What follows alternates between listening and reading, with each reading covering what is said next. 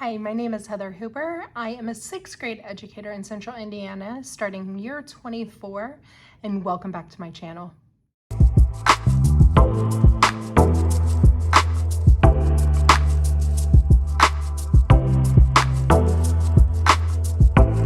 Obviously, I'm back in my classroom today, and I came in to start working on some lessons for the new curriculum that we start, which is Amplify. So this is the version I have.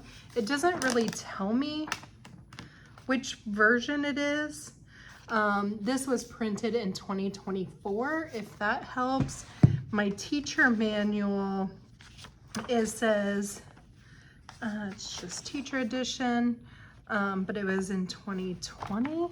So this is the one that I am using. This is the first unit.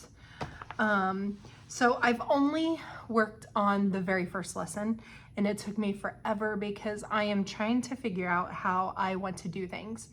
So I typically teach from slides or PowerPoints or different things like that because I hate to carry this around or paper or anything around as I teach, because if I do it on slides, it helps those of you who struggle with discipline or classroom behavior.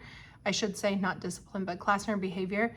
It is a great way to help that because it allows you to be out and mingling with the kids, and as they're talking, you can listen and you can re-instruct them.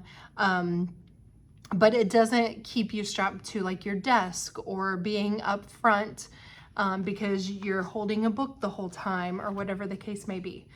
So that is the number one reason that I do it. Also, I do it because it has made me think through this lesson already. And so I kind of have an idea of where it's going. I know the things that they might be asking me. I know the things that I want to ask them because I've already thought that out. I've already read the lesson and put the things in that I want in there. And so those are my two main reasons for classroom management, and because it makes you preview your lesson, and your teaching is just better if you're prepared. So if you don't do that, it's something to think about. It takes a lot of time, but I will tell you, if you do it, then the next time you use it, you just bring it up, make any changes that you want to, and you're ready to go, and it's so nice. So in 5th grade, I had everything, every subject I taught, unless I did a new lesson or a new picture book or something, I had everything ready. So all my daily math was there, all my daily reading skills were there with answers so that I never have to think about it. So I'm not gonna lie, it takes a lot of time, but you don't have to make it fancy. It could be very basic and you can improve them each year as you do it. But I'm telling you, most of the time, people will be like, wow, that has really changed my teaching. So that's something to consider if you don't do that. Now, with that being said, I'm not gonna lie, I did go to Teachers Pay Teachers and Google and all the things to look for anybody else's slides for this Amplify ELA edition. And I could not find much that I liked. So I just kind of wanted to see what other people were doing because I've never taught it. But then I just decided I'm gonna do my own because I found very little.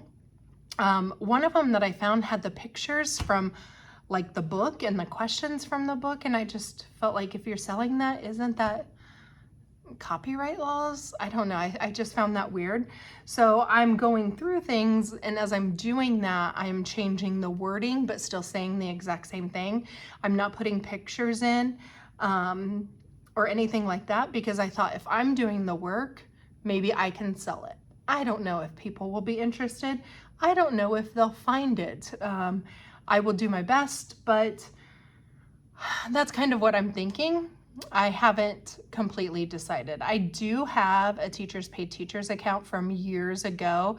I have not uploaded anything in years, literally, because I am always so scared of copyright laws. And I do a lot of slides, but I also take a lot of things from online.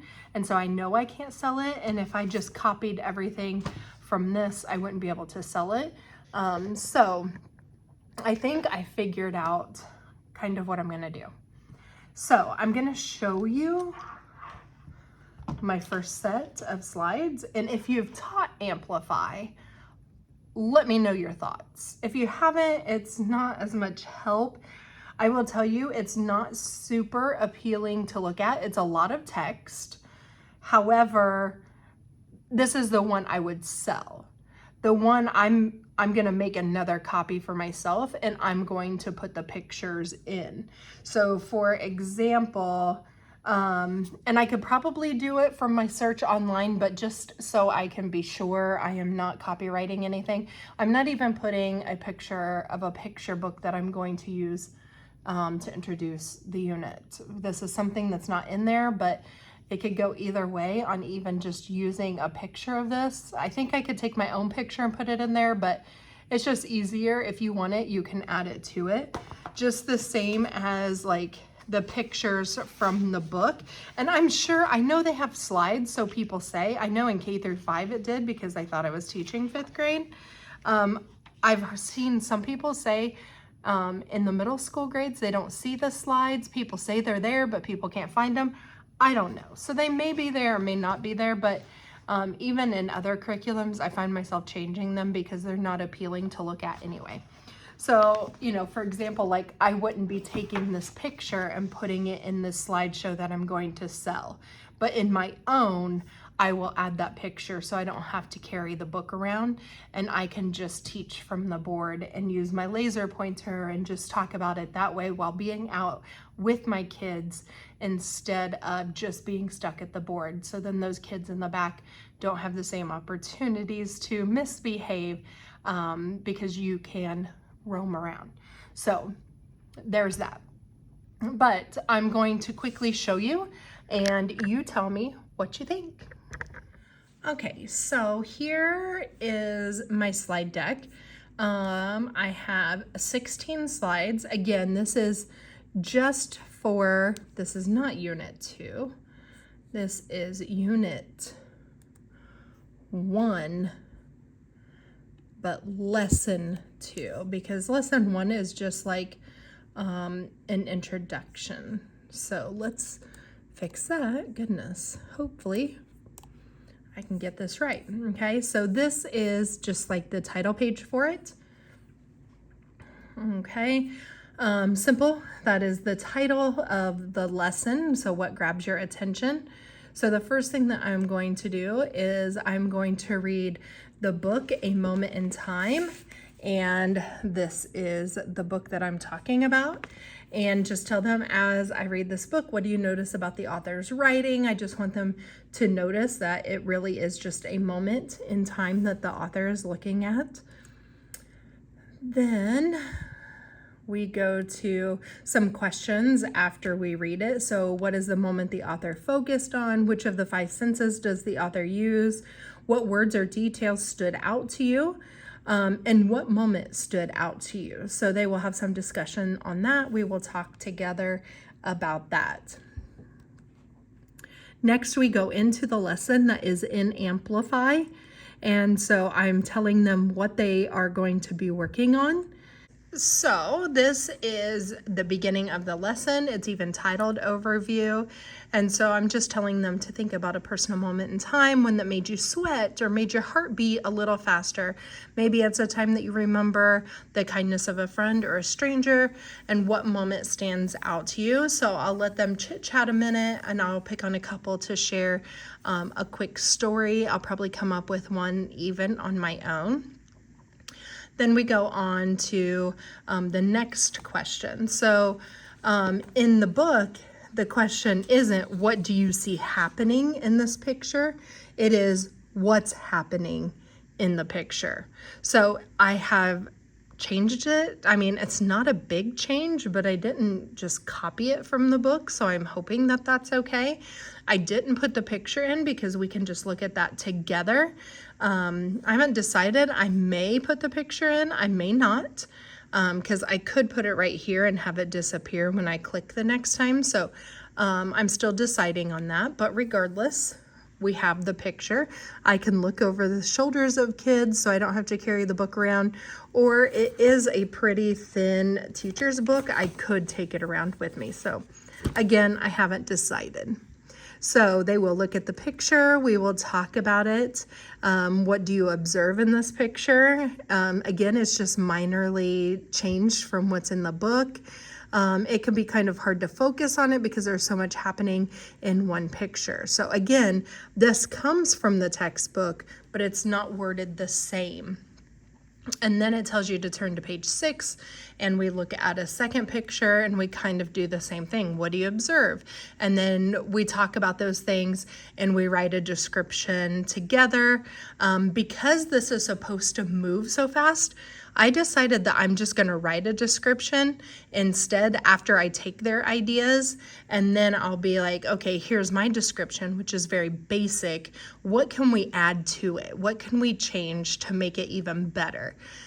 So I think that will go a little bit faster. So that's a way I'm changing up what the curriculum is asking you to do, just because there's not enough time and we got to keep moving. Then there's a third picture, and we're going to do the exact same thing. So then we continue the lesson, tell them to get out their writing journal and think about the last 3 days at lunch or another time when you were in another grade. What moments stand out to you? There's always different things that stand out. I could remember, like from high school, one of my favorite meals, or what I always used to get, or what our cafeteria looked like. So there's all kinds of things I can do from my memory of what has happened. Then they will list out the 3 instances that stand out to them in their journal. As it continues, there's another photo on that page, and there's already a description. So we will look at that together, and what do they notice about the description. So they're going to pick out things that they notice, such as what it looks like or what it tastes like, or it even uses the name for the ice machine that smooths out the ice on like a hockey ring. It uses that to describe what the Zamboni that looks like the pepperoni had been run over by one. So just noticing some of those kinds of words and descriptions that they're using, but talking about vivid vocabulary, those kinds of things.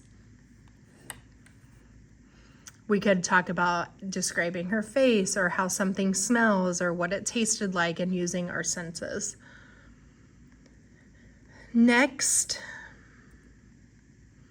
there's a number 2 in the writing journal. It is where they are then writing a description about the time they're thinking about at lunch.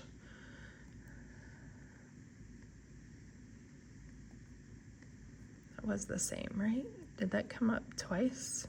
Oh, it did. So I'll need to fix that. I don't know why it did that. All right. Then we go on to page 9, and it talks about the mindset, the student's mindset is what it's titled. So I just titled it mindset to keep me on track of where I am. I wrote, be willing to take chances in your learning.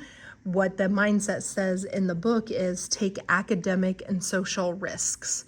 So I tried to reword it so we could talk about what that really means. So we'll read what's in the book first, and then I will show them my way of saying it, just to help some kids understand a little bit better. Write about something that catches your interest. In the book, it has write about one thing that grabs your attention.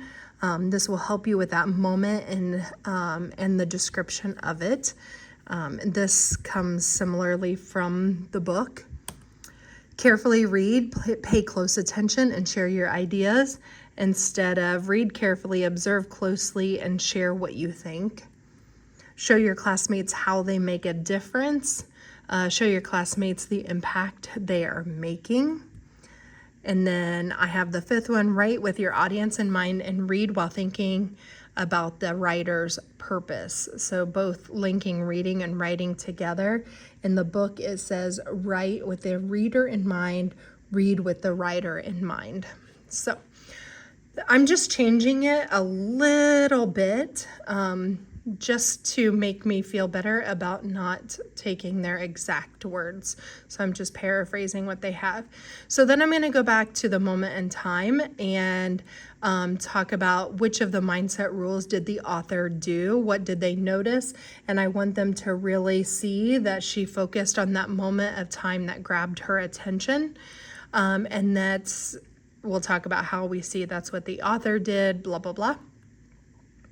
I will probably also go back and add the picture of the book there for my own, not for the one I'm selling. Rules for writing: write the entire time you are given. If you need help, stay focused, no talking. I think in the book it says, what did they say? Surfing, I think, is the word they used. So we have iPads here, so I only let them write or type their essays for their final draft, but everything else is done by hand. So their iPads aren't even out unless they are editing, so that they can use it for looking up spelling and all of that good stuff.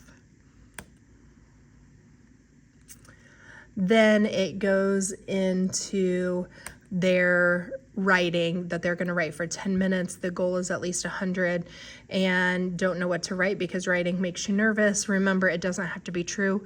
So I don't even care if they make up a story as long as it's believable and they're using their writing skills to do it the correct way. And that is in their writing journal, and I'll set the timer. And that's the end of lesson 1.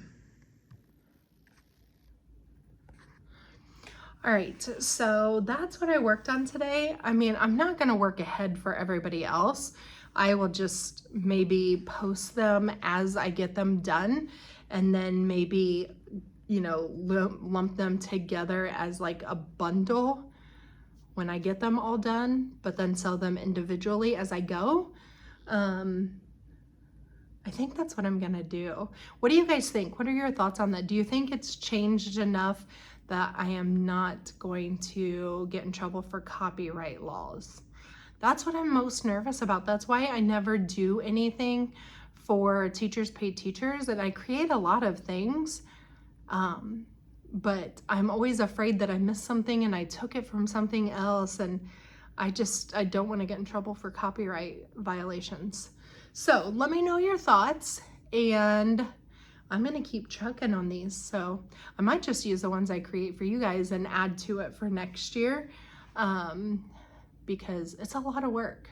It's a lot of work and a lot of time, but it's so much easier to teach from because I've thought it out and I can walk around and that kind of thing. So let me know your thoughts, and I will be working on those, and maybe I can get this uploaded pretty quickly. We'll see. I don't know if anybody's wanting it or not. I don't know.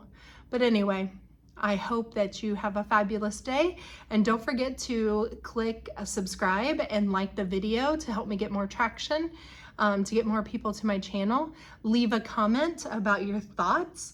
I would love that as well. And please keep positive thoughts. I'm really trying to come at this with a positive attitude because there's so much negativity about Amplify out there that it's hard to stay positive about it. And I believe the way that we present it to our kids is the way that they are going to take it. So if I am excited about it, usually they're excited about it. So if you don't have anything to say that's positive or at least helpful, just don't say it, but leave me some comments that are helpful. So until next time, have a great day.